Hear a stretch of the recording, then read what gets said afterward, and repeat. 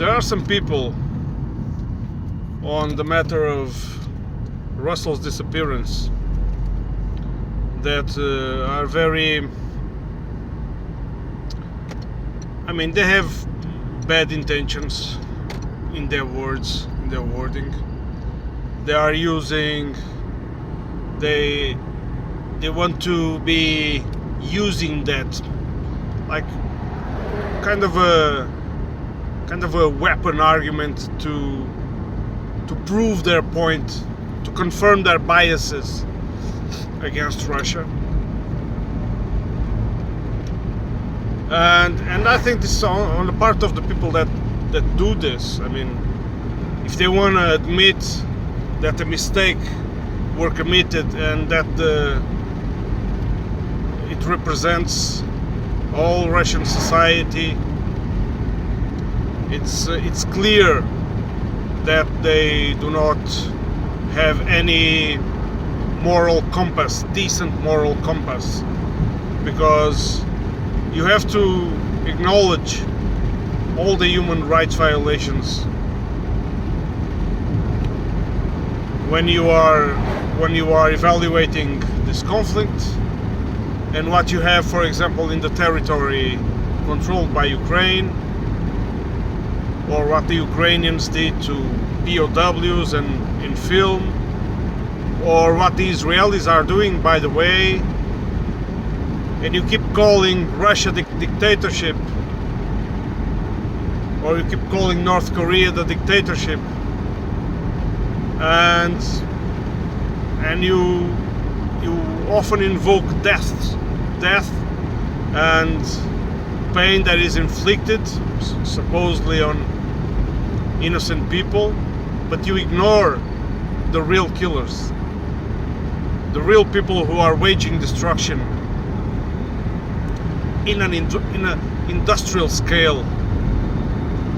And it's either two things: either you have problems with your ego, with your self-confidence, and you need to prove your point, otherwise you're going to feel very terrible about yourself and you might have a breakdown or something, or you're just stupid and dumb and are unable to think.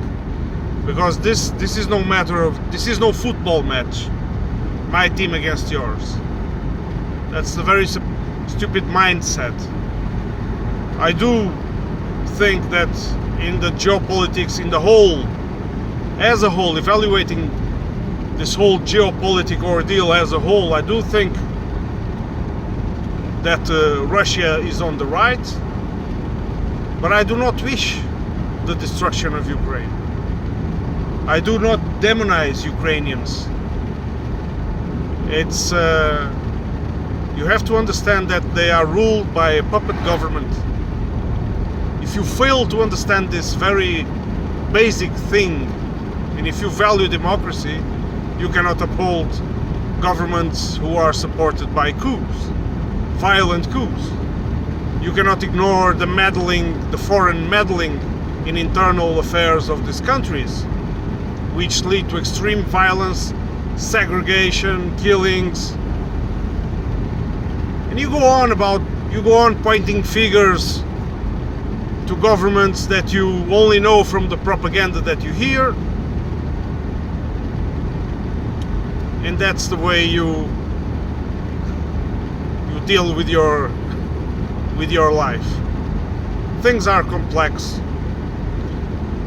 When I speak about Russia, I do have a lot of sympathy for this society. I did have a lot of sympathy for the idea of the Soviet Union. I do think that it did not have to come to that. The way it ended, it did not have to be so. And I think even the people, the citizens of the Soviet Union, who, by the way, before the breakup, the Republicans, all the republics voted to be in the Soviet Union, the majority of the republics. And the people, the citizens themselves, were not expecting that the end of the Soviet Union would, or the the breakup of the Soviet Union would mean the kind of collapse that they felt. This is why nowadays in many regions people are still miss the Soviet Union, because they felt that they had a system, they had a decent life. You can, of course, if you want to use arguments, the football-like arguments, oh, but look, they had the lines in the supermarkets and empty shelves and all of that. Of course, the Soviet Union lasted for 70 years, and they had the periods of shortage and their economical problems. It's widely known this, but you cannot ignore the successes of the Soviet Union, the advancement that it brought, the kind of more egalitarian society, and an advanced society in ideas, in arts, education. You cannot ignore these achievements. And if you go there, if you speak to the average Russian, like I kept being surprised when I was going like to pubs and stuff, and speaking to people randomly, and the level of the conversation, the issues they talked about. For example, books they read and history they knew. You more and more, less and less often you see this here. You can argue otherwise, it's okay. But on the topic of arguing about this, you defend dictatorships, I do not, this, it has no meaning. It's a void argument. You have to see the actual actions of these governments and the way they are influencing the world. And I dare to say that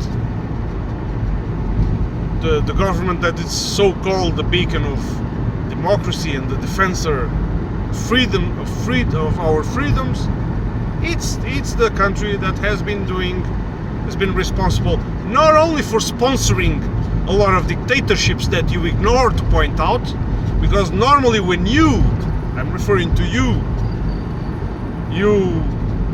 point out North Korea as the almost, and Russia almost as the, and China, by the way, almost as the only, you say that they are dictatorships, and for you they are the only dictatorships. You fail to ignore all the dictatorships that have been supported by the so-called free world, by the United States. I mentioned the other day, I mentioned Iran. You know, they had the Islamic Revolution. And why did they have the Islamic Revolution? Do you know? Can you answer that? Mr. North Korea dictatorship? You know why? And the government that the Islamic Revolution overthrown, who did it overthrow before? If you know, answer me in the comments. And so this whole perception of dictatorships and freedoms, and this is all very relative. And I'm going to insist on this topic that we must have a broader comprehension, we must open our minds to accept that it's hard. I understand it's hard, maybe as an European or as a North American, not the real North Americans, the ones that do actually run that territory. It's hard to see a different system, and because it's not like yours, it tends to be easily demonized. But we gotta let go of that mindset. Otherwise, we never have peace in the world. Because just take a look, for example, at the way the Chinese developed. Did they have to go around and overthrowing governments through color revolutions? implementing, supporting killer regimes, provoking, destabilizing entire regions, provoking the worst crimes, mass murderers. Did they have to do that? No. Because it is possible to thrive without doing that. And some of us, well, not me, but some of you, I'm joking, of course. Some of us have been convinced that, okay, all of our riches in the West are they are fruit of this somehow exploitation of other people, but we cannot abandon that way of life now. So I think that's the way it has to be. Some people have to pay so others live well. That is the mindset of the West. That is the mindset of those so-called Western democracies. Not just the United States, a lot of European countries, and I'm only speaking of the 20th century, of course, not going back to colonial times. Although the mindset comes from there, but right now that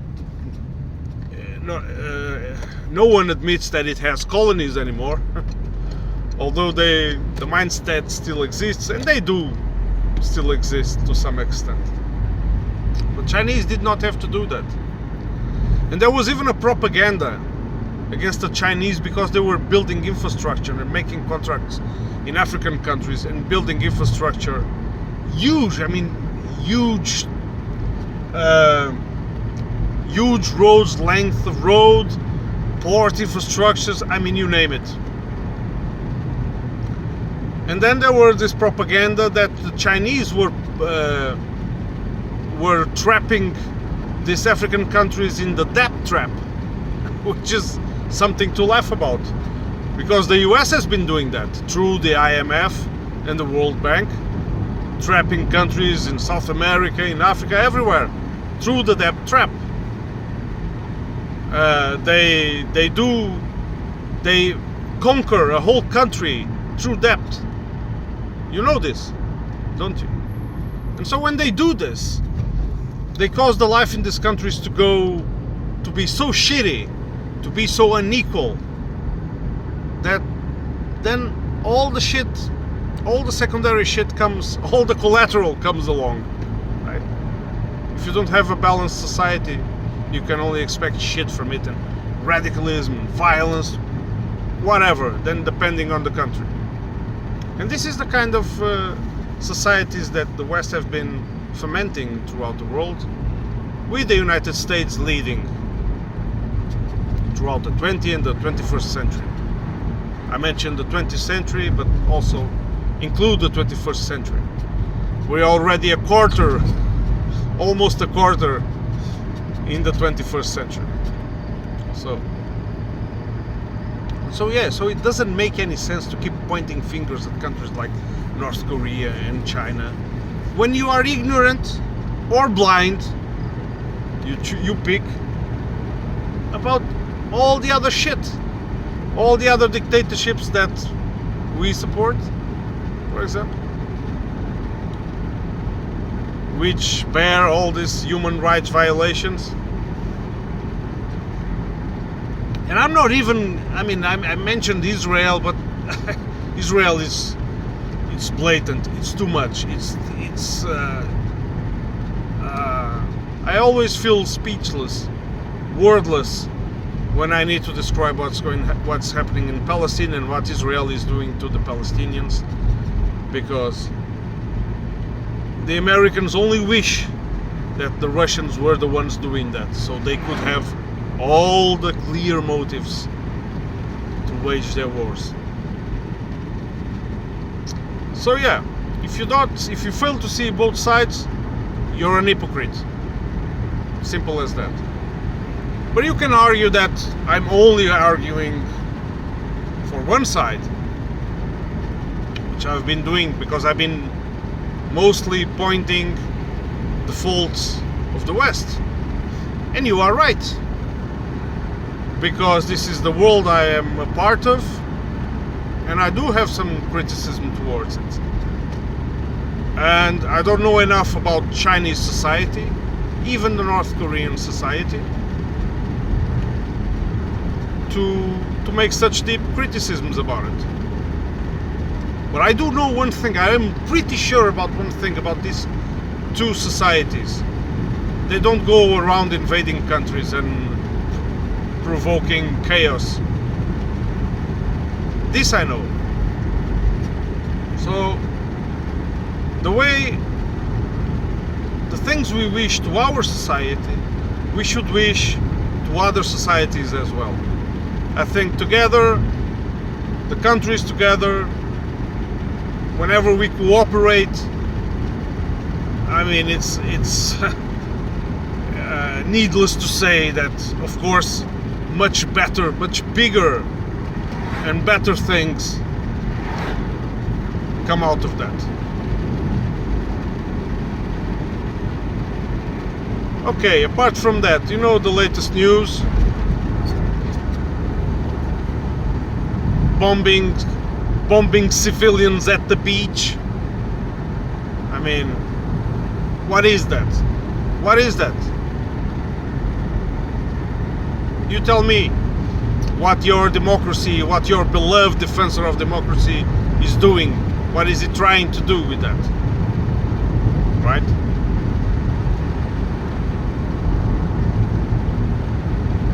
By the way, when do you think we'll see the first F-16 shot down?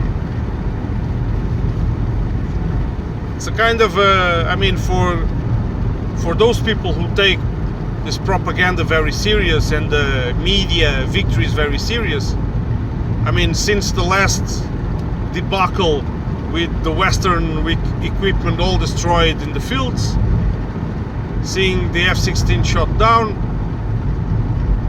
I don't know. You think it's gonna make a difference? Those F-16 in the battlefield? Okay guys, I'm a bit tired now. I have to go to sleep, and I hope I see you on the next one.